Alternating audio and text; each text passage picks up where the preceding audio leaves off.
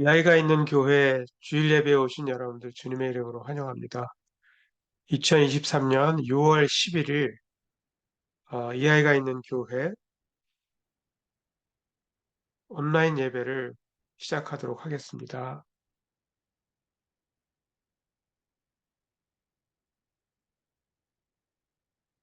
사도신경으로 우리의 믿음을 하나님 앞에 고백하도록 하겠습니다. 나는 전능하신 아버지 하나님, 천지의 창조주를 믿습니다. 나는 그의 유일하신 아들, 우리 주 예수 그리스도를 믿습니다. 그는 성령으로 잉태되어 동정녀 마리아에게서 나시고 본디오 빌라도에게 고난을 받아 십자가에 못 박혀 죽으시고 장사된 지 사흘 만에 죽은 자 가운데서 다시 살아나셨으며 하늘에 오르셔 전능하신 아버지 하나님 우편에 앉아 계시다가 거기로부터 살아있는 자와 죽은 자를 심판하러 오십니다. 나는 성령을 믿으며 거룩한 공교회와 성도의 교제와 죄를 용서받는 것과 몸의 부활과 영생을 믿습니다. 아멘.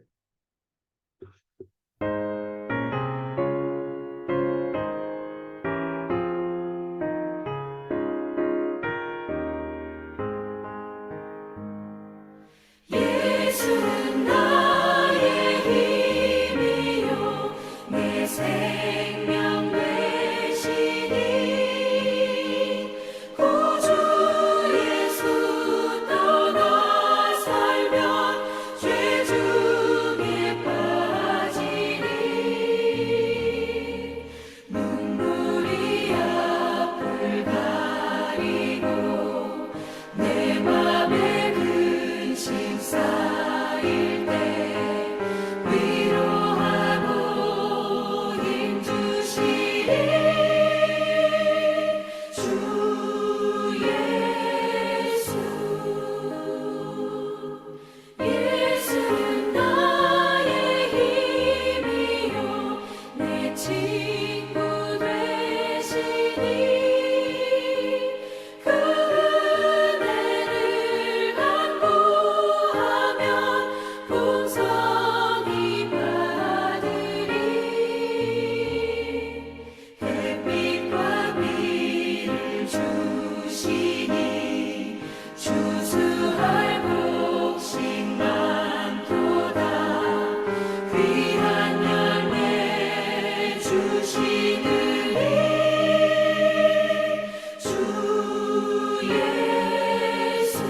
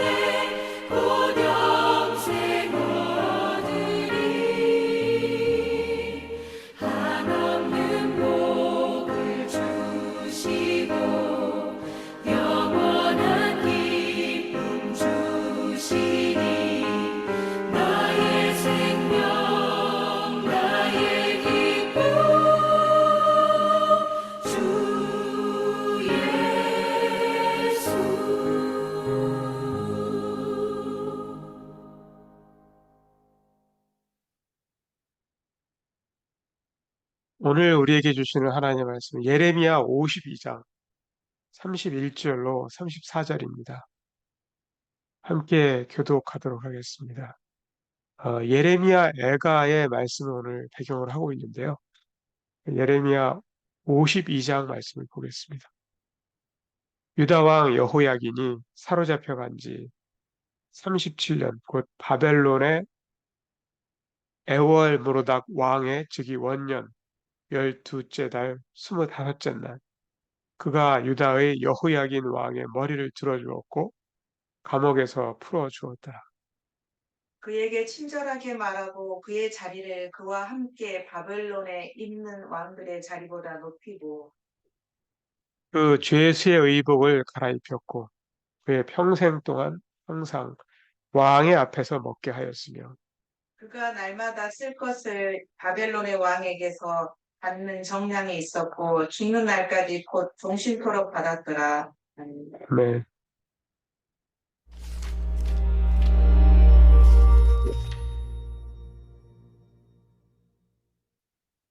예레미야 애가. 예레미야 애가는 구약에서 독특한 책으로서 바벨론의 예루살렘 포위와 파괴, 뒤따른 포로 시기를 살아남은 익명의 저자가 모든 일을 돌아보며 쓴 5편의 시로 되어 있습니다. 열왕기하의 전체 줄거리를 되짚어 보십시오. 예루살렘의 함락과 포로됨은 그때까지 이스라엘이 겪은 역사 중 가장 참혹한 재난이었죠. 기억해 보세요. 하나님은 아브라함에게 그 땅을 약속하셨고 다윗이 승리하여 예루살렘을 이스라엘의 수도로 삼게 하셨으며 다윗의 가문에서 왕의 계보가 이어졌습니다. 예루살렘 성전에는 하나님의 임재가 있었고 바로 거기서 제사장들이 이스라엘의 제사를 드렸죠. 그러나 500년의 이러한 역사가 지난 후 주전 587년 여름 예루살렘은 바벨론에게 무너지는데 도시가 전멸되어 사라지고 맙니다. 예레미야 애가는 이러한 재난 이후 이스라엘 사람들이 겪은 고통과 혼란에 대해 쓴 추모시입니다. 애가 형식의 시는 성경에서 특이한 게 아닌데요. 시편에도 여러 편의 애가가 담겨 있죠. 성경에서 이러한 애가는 여러 가지 역할을 갖고 있습니다. 애가는 항변의 한 형태입니다. 하나님을 포함한 모든 이의 주의를 끌어 이 세상에서 일어나는 끔찍한 일들이 용인되어서는 안 된다고 항변하죠.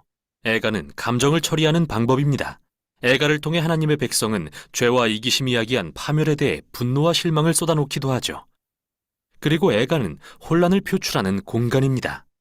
고통은 우리로 하여금 하나님의 성품과 약속에 대해 질문하도록 하는데 성경은 그 어느 것도 무시하지 않죠. 오히려 그 반대로 인간의 고통에 신성한 의미를 부여하죠. 하나님께 비탄을 전하는 인간의 표현이 이제는 그의 백성을 향한 하나님의 말씀의 일부가 됩니다. 이 5편의 시는 매우 의도적으로 구성되었는데 이게 이 책의 메시지이기도 합니다.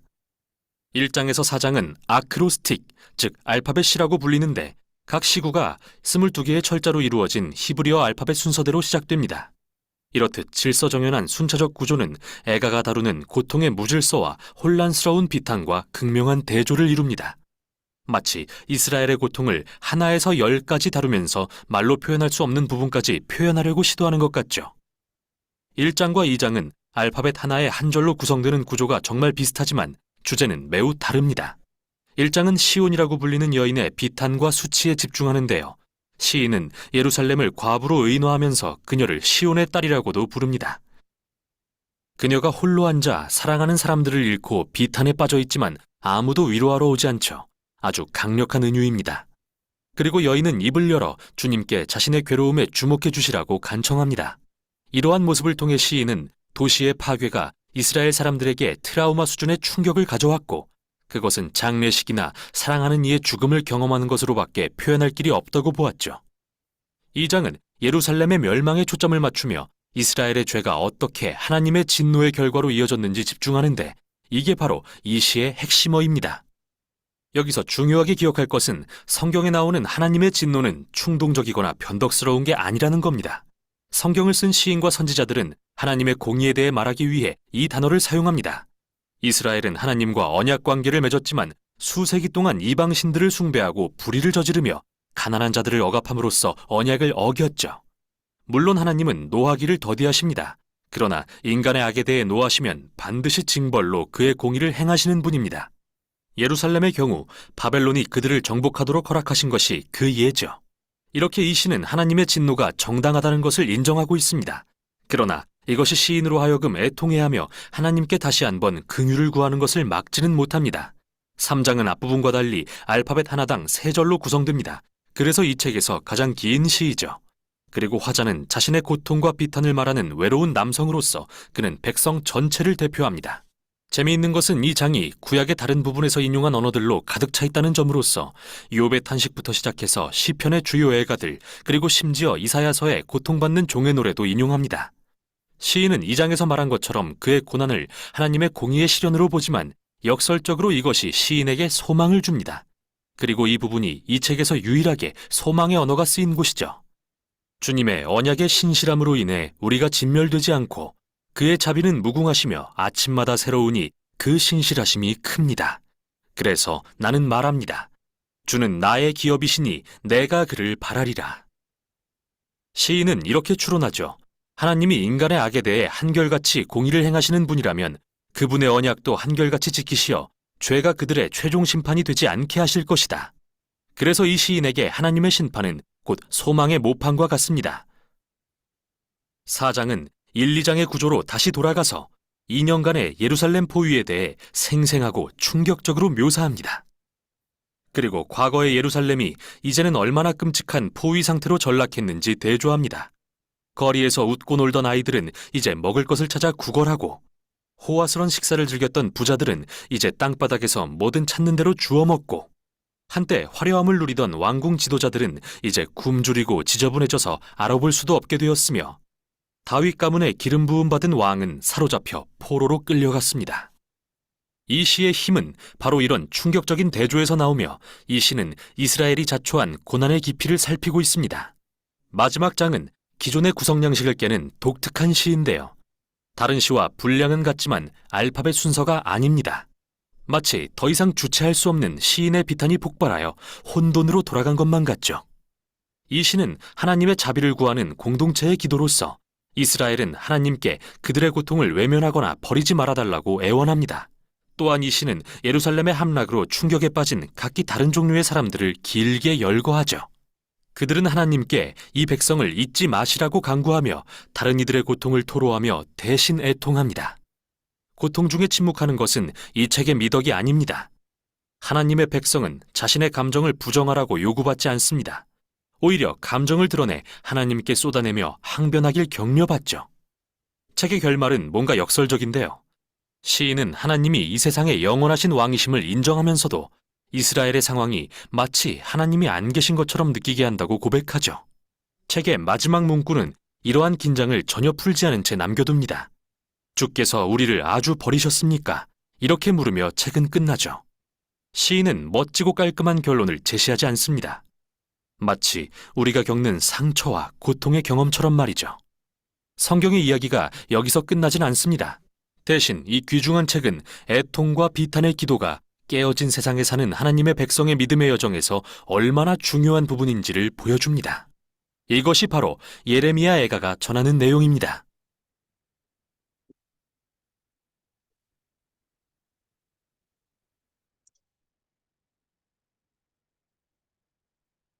네, 오늘은 예레미야 애가 중심으로 하나님의 말씀을 함께 나눠보도록 하겠습니다. 어려운 사실은 말씀이기도 합니다. 예레미야 애가 어, 참 복음을 나눌 때 좋은 소리를 어, 전해야 되는데 예레미야 애가는 눈물의 사실은 소식입니다.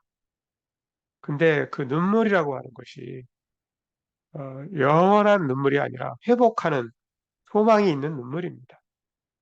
그래서 오늘 제목을 눈물의 회복이다 이렇게 한번 제가 제목을 정해봤습니다. 희망은 어디에 있는가? 우리의 희망은 어디에 있을까? 그걸 한번 생각해 보는 겁니다. 솔로몬 왕의 그 통치 기간에 예루살렘 성전이 완성된 것, 그거는 이스라엘 백성들에게는 역사에 있어서 최고의 결정기였습니다. 아주 그 최고의 순간이라고 볼 수 있죠. 세상에서 아주 멀리 있었던 사람들도 그 예루살렘의 도시에 소문이 났어요. 그래서 많은 사람들이 예루살렘을 찾아와서 방문하고 이러한 일들이 있었습니다. 하나님의 백성들은 산 위의 동네가 됐습니다.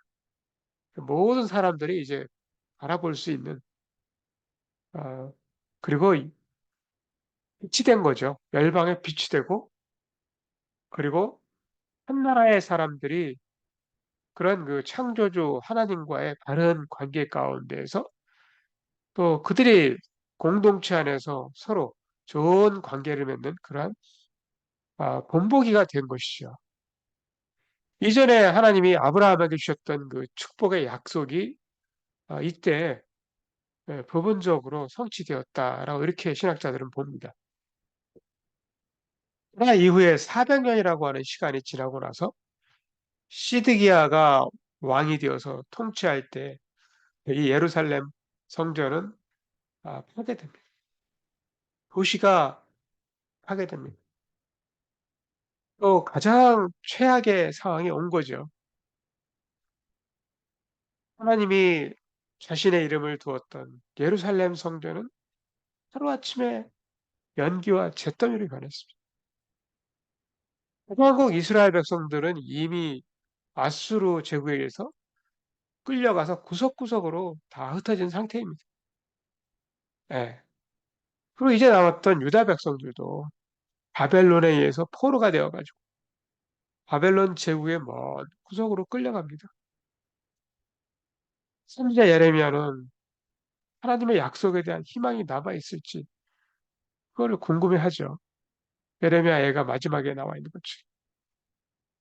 하나님께서 언약을 끝까지 지키실 것인가? 이게 궁금했을 겁니다. 확실하게 말할 수 있는 것이 있다면 이스라엘 백성들은 실패했다는 것이죠. 아마도 여호와 하나님도 영원히 그들을 떠나실 수 있었을 것입니다. 예레미야는 자기를 둘러싼 이러한 그 깨어진 상황들을 보면서 앉아서 눈물을 흘렸습니다. 그러나 하나님은 계획을 가지고 계셨습니다. 뭐 이상하게도 그 계획 속에는 3개월 동안 왕이 되었던 그 청년, 그가 항복하고 예루살렘으로 끌려가는데 거기와 연결이 됩니다. 그 사람이 여호야긴이라고 하는 사람입니다. 여호야긴. 여호야긴은 바벨론에 끌려가 가지고 한동안 죄인처럼 감옥에 살았습니다. 그리고 풀려납니다. 오늘 예레미야 52장에 나와 있습니다. 마지막 절에 나와 있는데 풀려나서 이제 새로운 집에서 그 바벨론 궁정의 일원이 됩니다. 끝까지 그는 살아남습니다. 그래서 다윗의 왕가는 이어집니다. 이 여호야긴이라고 하는 사람에 대해서 신약 성경에서는 이제 마태복음에 여고냐라고 이렇게 나옵니다. 똑같은 사람입니다. 그게 바로 예수 그리스도의 그 족보에 들어갑니다. 마태복음 1장 11절 12절에 보면 나오는 사람입니다. 분명히 예레미야가 예루살렘에서 바벨론의 군대가 와서 무참하게 그 예루살렘을 무너뜨리고 백성들을 죽이고 사로잡아가는 것을 지켜볼 적에는 하나님의 계획이 어디에 있을지 아마 몰랐을 것입니다. 하나님의 계획이 어떻게 성취될 것인지 전혀 알지 못했을 겁니다. 그러나 또 예레미야는 하나님의 신실하심을 믿었습니다. 그 믿음이 정말 대단한 믿음입니다. 그리고 70년이 지나고 난 후에 소수의 사람들이 그 바벨론에서 이제 황폐한 예루살렘으로 돌아와서 그 도시를 다시 재건할 것이다. 이런 말씀을 하나님은 주십니다. 세월이 흘러서 그 예루살렘 성벽도 다시 세워질 것입니다. 그리고 사람들은 다시 한번 분주한 시장거리를 보게 될 것입니다. 성전은 다시 한번 하나님과 또 그 백성을 위한 만남의 장소, 예배의 처소가 될 것입니다. 바벨론 포로는 이 하나님의 이야기의 끝이 아닙니다. 비록 예레미야가 자신이 처한 상황에서 어떤 좋은 일이, 어떤 희망이 있을지 알지 못했겠지만 하나님은 여전히 일하고 계셨다라고 하는 겁니다. 하나님은 항상 신실하게 역사하셨고 또 하나님의 모든 백성들이 그분의 임재 앞에서 함께 모이는 그날까지 계속 하나님은 일하실 것입니다. 그리고 하나님의 약속은 영원할 것이다 라고 하는 것이 그 예레미야 애가에서 말해주고 있는 하나님의 말씀. 성경에 대해서 조금 더 우리가 살펴보도록 하겠습니다. 배경을 보자면 한때는 많은 사람들로 붐볐던 예루살렘이었습니다. 그 예루살렘이 한낮에도 적막한 곳이 되었습니다. 한때 하나님의 임재와 그 하나님의 영광의 구름이 가득했던 그 거룩한 예루살렘 성전은 무너지고 말았습니다. 하나님의 거처는 돌무더기가 되었습니다. 하나님의 백성들을 안전하게 보호하던 예루살렘 성벽도 완전히 무너져 내렸습니다. 돌 위에 돌이 하나도 남지 않았다. 이렇게 말합니다. 그리고 다윗의 왕가의 그 왕의 후손들은, 자녀들은 왕이 보는 앞에서 그 자녀들이 몰살당합니다. 북왕국 백성들은 이미 다 흩어졌고 남았던 이제 남한국 유다 백성들도 바벨론으로 포로로 끌려갑니다. 예루살렘은 유령 도시가 됩니다. 예레미야 애가가 기록될 당시 유대 역사는 가장 암울한 그러한 그 어점의 시기였습니다. 선지자 예레미야는 하나님의 임재가 가득하였던 그 아름다운 성전이 잿더미로 변해버리고 거기에 연기가 피어오르는 것을 보면서 적막한 길을, 골목길을 눈물을 흘리면서 걸어 푸른 세상에서 하나님의 영광이 무너진 것에 대해서 마음이 아파서 눈물을 흘립니다. 이제 하나님의 비전이 현실이 될 희망은 사라진 건가? 하나님은 그분과 올바른 관계를 맺고 어, 공동체 안에 상호 올바른 관계를 맺는 그 공동체. 그래서 모든 민족에게 열방이 축복이 될 그 공동체를 세우는 그 비전을 아브라함에게 주셨거든요. 그러나 지금은 난장판이 됐습니다. 사람들이 하나님이 부르신 그 비전 앞에서 얼처음이 얽는 결과를 만들어냈기 때문에 그렇죠. 하나님의 백성들은 그 이웃, 이방 사람들과 같이 되면서 하나님이 주셨던 모든 것들을 다 버렸습니다. 고통스럽기는 해도 하나님의 징계는 필연적인 것이었습니다. 그것은 계속됐다라고 하는 겁니다. 하나님의 징계. 하나님은 멸망과 비참함이 그게 이제 최후가 아니다라고 하는 것이 가르쳐 줍니다. 하나님은 죄 대신에 아름다운 관을 씌워줄 것을 약속하신 눈물을 흘리는 선지자의 눈앞에서 그 백성들은 생명이 쓰러져 갔습니다. 그러나 그렇다고 해서 하나님이 끝난 것은 아닙니다.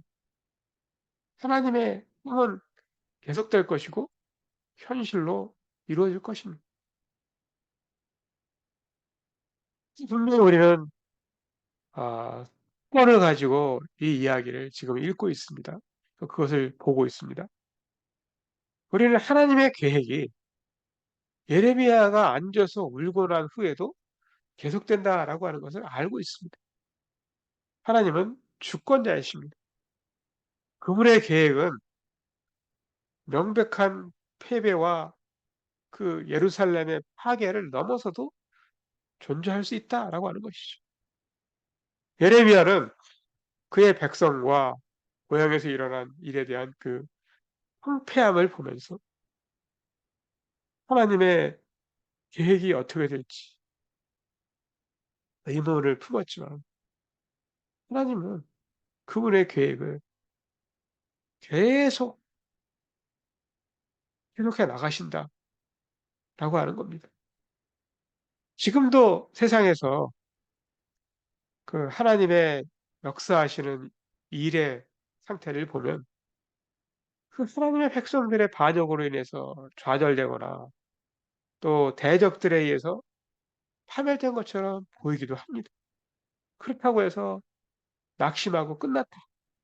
이러고서 우리가 포기할 필요는 없습니다. 그러한 혼란의 때일수록 하나님의 계획이 어떻게 이루어질지 우리는 알지 못하지만 하나님은 계속 일하고 계신다라고 하는 겁니다. 그걸 알 수 있는 유일한 길은 시간이 지나고 나서입니다. 시간이 지나고 나서 회고해 보면 하나님의 계획은 이런 것이구나. 이런 걸 알게 됩니다. 하나님이 그 가지고 계신 계획은 오늘날도 계속되고 있고 또 그분의 계획이 완전히 성취될까지 온전히 성취될 때까지 결코 하나님은 멈추지 않으신다라고 하는 겁니다. 그것이 성경에서 말하고 있는 것입니다. 인간에 대해서 우리가 좀 살펴볼까요? 요한복음 16장 30절에 보면 예수께서 너희가 이 세상에서는 환난을 당하나 이렇게 말씀하십니다. 믿는 자들이 세상에서 환난과 고통과 슬픔이 면제된다? 이렇게 말씀하지 않습니다. 고통은 모두에게 예외가 없습니다. 때로는 이 고통이라고 하는 것은 사람의 마음을 다치게 하면서 깨어진 마음 가운데 더 깊이 다가옵니다. 사람의 관계를 유지하기가 쉽지 않고요. 사람들과 함께 살아간다라고 하는 것은 이 고통스러운 일이기도 합니다. 이걸 피할 수 있는 유일한 방법이 있어요. 사람들에게서 완전히 마음을 쌓고 살아가는 겁니다. 그렇지만 이 세상에서 살아가면서 건강하게 생산적인 삶을 살아가야 할 사람들에게는 그건 불가능한 일입니다. 네. 때로 고통은 타락한 세상에서 살아가는 그 우리 모두에게 필연적인 것입니다. 마음이라고 하는 것, 무거운 사람들도 공격을 하죠. 산불, 캐나다에 산불이 나가지고 수다한 혼란을 야기하고 있습니다. 좋은 사람들에게 나쁜 일이 생기고 또 통제할 수 있는 일이 너무 많이 일어나죠. 이런 종류의 고통에서 벗어날 수 있는 방법은 없습니다. 의사가 나쁜 선고를 할 것이라는 그런 예비 경보 시스템도 없습니다. 인생이 무너지는 것을 어떠한 공동체도 막아줄 수는 없습니다. 때때로 고통은 우리가 자기가 잘못했기 때문에 그렇게 오기도 합니다. 너무 많이 먹고 너무 적게 운동해서 그 뿌린 대로 우리가 거두게 될 수도 있죠. 그 사람들을 멀리하면서 혼자서 살다가 너무 늙었을 적에 아무도 나를 찾아오지 않는 이렇게 외로워하기도 합니다. 잠언서는 잠언에서 가르치고 있는 지혜는 그러한 인생의 시행착오나 잘못을 최소화하는 데 도움을 주기도 합니다. 그러나 우리에게 초래하는 고통은 피할 수 없습니다. 일반적인 주장은 아니지만 하나님은 실제로 우리에게 고통을 주십니다. 히브리서 기자가 말하죠. 주께서 그 사랑하시는 자를 징계하시는 도다. 히브리서 12장 6절에 말 하나님의 훈육은 가장 견디기 어려운 고통스러운 것일 수 있습니다. 그렇지만 가장 고속적인 것이 되기도 합니다. 히브리서 기자가 말하죠. 무릇 징계가 당시에는 즐거워 보이지 않고 슬퍼 보이나 후에는 그로 말미암아 연단받은 자에게 의와 평강의 열매를 맺게 한다. 히브리서 12장 11절에 말해줍니다. 그러나 이 고통의 문제는 때때로 우리가 볼 수 있는 시야를 한정한다라고 합니다. 고통 속에서 우리는 커다란 목표를 보지 못하기도 하고 고난이 우리가 걸어가야 할 그 사명의 길에서 필수적이다라고 하는 것을 우리가 이해하지 못하기도 합니다. 하나님은 하나님의 백성들에게 이 허락하시는 고난이 이게 단순한 형벌이 아니다라고 하는 것을 알아야 돼요. 우리의 고통이 우리를 하나님 앞에 더 가까이 갈 수 있게 해준다라고 하는 겁니다. 그래서 후속적이다 이런 말을 합니다. 고통은 후속적이다. 우리를 구원하는 도구다라고 하는 것이죠. 우리가 고통 중에 하나님께 더 가까이 갈 때 예레미야가 한 말이 우리는 실감나게 다가옵니다. 여호와의 인자와 긍휼이 무궁하심으로 우리가 진멸되지 아니합니다. 이것들이 아침마다 새로우니 주의 성실하심이 크시도소이다. 고통 중에 그가 기록한 에레미야 애가에서 나오는 말씀. 수백 년 전에 다윗 왕도 그런 말을 했습니다. 그의 노여움은 잠깐이요. 그의 은총은 평생이로다. 저녁에는 울음이 기숙할지라도 아침에는 기쁨이 오리로다. 편 30편에 말합니다. 애가 라멘테이션이라고요. 애가는 고통을 노래하는 겁니다. 그 고통을 하나님 앞에 그대로 눈물을 흘리면서 아뢰는 것을 애가라고 하죠. 그 영어로는 라멘테이션이라고 하는데요. 거기에서 하나님의 위로가 옵니다. 수백 년이 지나고 난 후에 그 예수님의 동생 야고보도 이렇게 말했습니다. 이 주제에 대해서. 초기 기독교인들에 대해서요. 그 모든 종류의 그 고통에 직면하게 될지. 그래서 순전하게 기쁘게 여기라 말씀합니다. 왜냐하면 그런 어려우면 이유가 있다라는 것이죠. 우리의 믿음이 성숙해지고 완전해지도록 하기 위함이다. 라고 야고보서 1장 2절에서 4절에서 말씀합니다. 우리가 어려움에 직면할 때마다 아이고 주여 도와주십시오. 이거 이기게 해주십시오라고 펄떡 뛰지 말고 그 어려움을 고통을 소중하게 여기고 그 고통도 환영하고 우리의 인격이 신앙이 성숙하는 수단으로 우리가 존중하게 여긴다면 어떨까요? 우리는 모두 이 직면하는 고통을 내가 어떻게든 줄여보겠다. 이렇게 할 수도 없다라는 것을 압니다. 어떻게 하면 좀 줄어들긴 하겠죠. 우리는 자신의 개인적인 한식을 입술로 고백하면서도 이야기를 펼쳐나가시는 하나님의 큰 이야기 속에 내 자신의 이야기가 포함될 수 있다고 하는 것을 생각해야 합니다. 그것이 고통을 이해할 수 있는 방법. 하나님은 이 세상에서 그 하나님의 일을, 하나님의 나라를 염려하는 자들의 눈물을 소중하게 여기시죠. 상한 마음은 종종 영적으로 건강하다라고 하는 그러한 표시이기도 합니다. 역설적이지만 우리의 가장 깊고 가장 효과적인 사역은요, 고통에서 나올 수 있다라고 말합니다. 우리가 그러면 어떻게 이것을 적용을 해볼 수 있을까요? 우리의 신앙생활에서 예레미야 선지자는 참 선하고 신실한 사람이었습니다. 하나님에 대한 헌신이 결코 흔들린 적이 없습니다. 그 여호와 하나님의 선지자로서 맡겨지신 소명을 충실하게 감당했습니다. 다른 사람들이 보기에는 민족의 반역자 같은 그러한 그 나라의 멸망을 선포합니다. 또 정말 바보 같은 짓을 합니다. 그러나 때를 얻든지 못 얻든지 하나님의 그 입술에 주신 말씀을 전파했고요. 하나님의 말씀을 전하는데 결코 실패하지 않았습니다. 그렇게 몇 주가 지나고 몇 달이 지나고 몇 년이 흘러갑니다.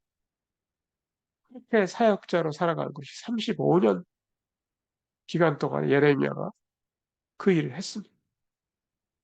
아무도 그 예레미야의 말에 귀 기울이고 반응을 보이지 않았습니다. 안타깝게 한 사람도 없습니다. 하나님이 이방 국가가 그분의 백성들에게 약속하신 땅을 침략하고 짓밟고 그걸 허락하시고 적과 꿀이 흐르는 땅에서 몰아내고 세상의 사방으로 흩어질 적에 상황은 악화되는 것처럼 보였습니다. 예레미야가 절망의 고통을 마지막으로 경험한 사역자는 아닙니다. 교회를 개척하든 자녀를 양육하든 캠퍼스에서 복음을 증거하든 때로는 직장에서 복음을 증거하는 자로 살아가는 하나님을 말씀을 복음을 전하려고 하는 사람들은 누구든지 언제나 이 절망에 빠질 그 위험에 처해 있습니다. 하나님을 위한 일이 가슴 아프고 거절당하는 일뿐인데 물론 환영하는 사람이 있을 수 있습니다. 그러나 대부분의 경우는 거절합니다. 어떻게 절망에 빠지지 않겠습니까? 어두운 시간에 우리는 고통 가운데 하나님의 성품을 잡아야 합니다. 그분이 하시는 일을 이해하지 못할지라도 우리가 가질 수 있는 유일한 희망의 대충 하나님의 그 성품을 기억하는 것. 하나님은 우리에게 세상에서 줄 수 없는 것을 주시는데요. 희망을 주신다라고 하는 겁니다. 희망이라고 하는 것은 인간이 살아갈 수 있는 그 유일한 거예요. 희망을 어디선가 발견할 수 있도록 도와주시는 분이 하나님. 사람을 통해서 희망을 보게 하시든지, 말씀을 통해서 주시든지, 혹은 어떤 일을 통해서 주시든지, 희망을 보게 합니다. 그래서 살아갈 수 있게 한다라고 하는 거죠. 여러분의 희망은 어디에 있습니까? 어, 성공하고 또 돈을 잘 벌고 이런 것일까요? 그러면 우리는 실패합니다. 또 SNS에서 사람들이 많은 반응을 주는 게 그것이 희망이 되나요? 그 SNS 팔로워들 곧 실망을 안겨다 줍니다. 저도 이 인스타그램이나 이런 데다 올리지만은요. 많은 사람의 팔로워나 반응을 얻기 위해서 별짓을 다 하는데요. 그거 갖고서는 우리가 희망을 찾을 수 없습니다. 우리가 찾을 수 있는 유일하고 안전한 희망은 하나님의 계획을 위해서 이 세상에서 시작하신 일을 마칠 수 있는 하나님의 변함없는 약속에서 우리는 희망을 발견할 수 있습니다. 하나님의 변함없는 성품, 또 하나님의 백성들과 그분에 대해서 변함없으신 하나님의 그 헌신, 이것이 견고하고 안전한 영혼에 배치되는 것입니다. 상황이 어둡게 보일 수도 있고, 더 고통스러울 수 있지만, 우리는 포기할 때가 아닙니다. 예레미야를 보았을 때 그렇습니다. 우리는 하나님의 목적대로 부르심 받은 백성으로서 하나님의 인도하시는 그 자리, 거기에 설 때까지 계속 나아가야 하는 것이죠. 예레미야 애가가 성경의 마지막 책이 아닙니다. 요한계시록이 있다라고 하는 겁니다. 요한계시록을 보면 하나님의 모든 약속은 성취되는 때가 옵니다. 요한계시록 21장에 보면 하나님께서는 새 하늘과 새 땅을 창조하시고 또 그때는 옛 질서와 옛날의 일들은 지나간다라고 하는 겁니다. 거기는 암이 사라질 것이고 거기에는 전쟁은 사라질 것이고 세계적인 테러 활동은 사라질 것이고 도둑과 사기꾼들은 존재하지 못할 것입니다. 고통과 질병과 죽음은 하나님께서 모든 것을 새롭게 하실 그때 사라질 거다라고 하는 것이죠. 그동안 우리는 이 땅에서 살아가면서 이 타락한 세상에서 당당하게 우리는 맞서서 살아가야 한다라고 하는 것입니다. 그러면서 우리는 눈물을 흘리겠지만 영원히 울지는 않을 것이다 라고 하는 겁니다. 머지않아서 요한계시록의 말씀처럼 하나님께서 우리의 눈물을 닦아주실 때가 올 것이다 라고 하는 것입니다. 이제 오늘 말씀을 생각하면서 함께 찬양하고 기도하는 시간 함께 가지도록 하겠습니다.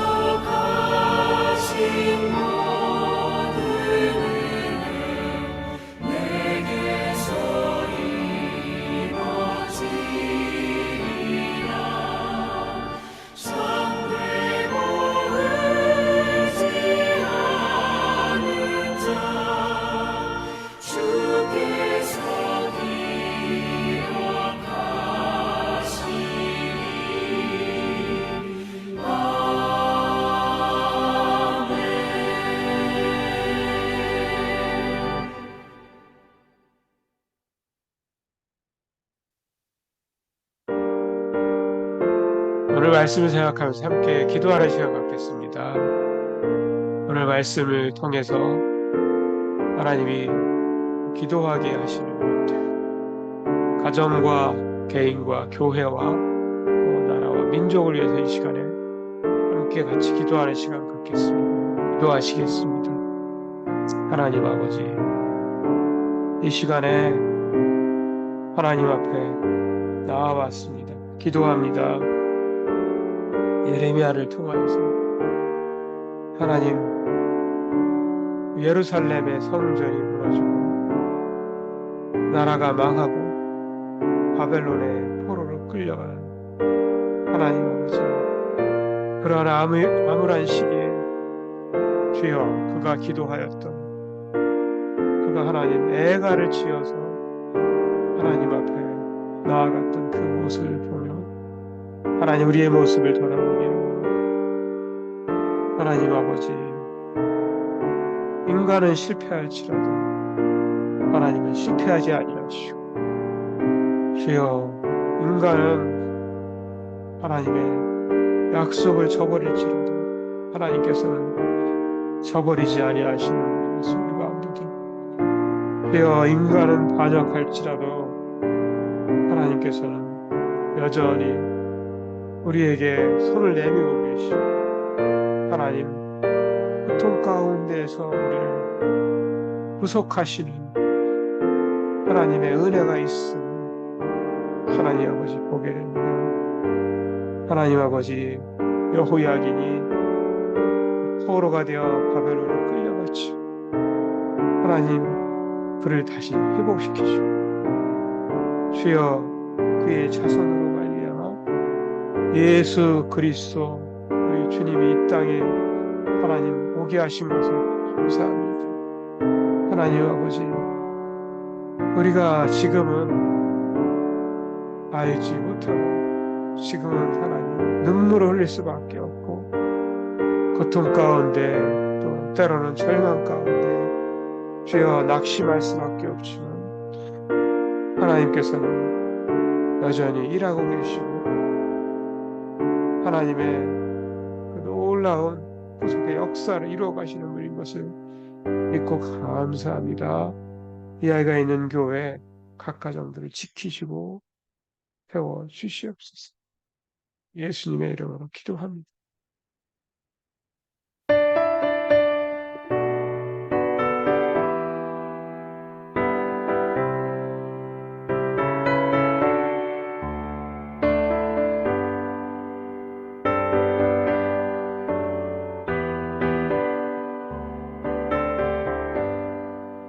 창조의 주 아버지께 감사 찬송 드립니다.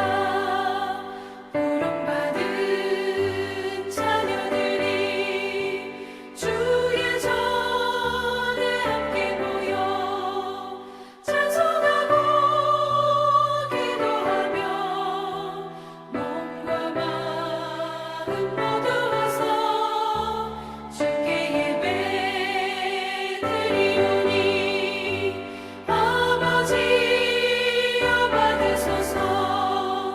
은혜의 주 구세주여 용서하여 주옵소서.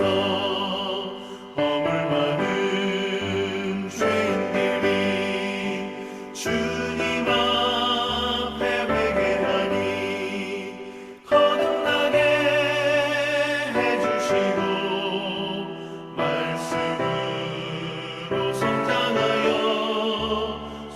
서로 사랑하여 하나 된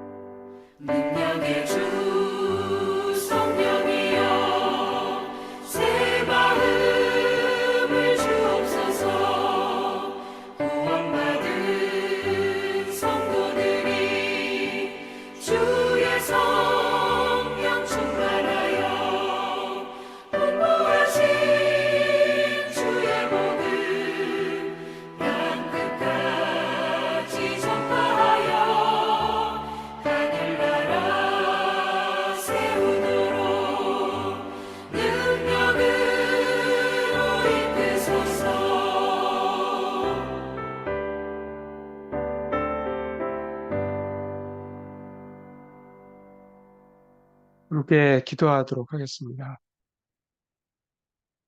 하나님 아버지, 성경의 이야기와 성경의 예언의 말씀이 기록된 하나님의 구속사를 돌이켜보면 그 안에 놀라운 좌절과 또 고통의 눈물이 있었음을 발견하게 됩니다.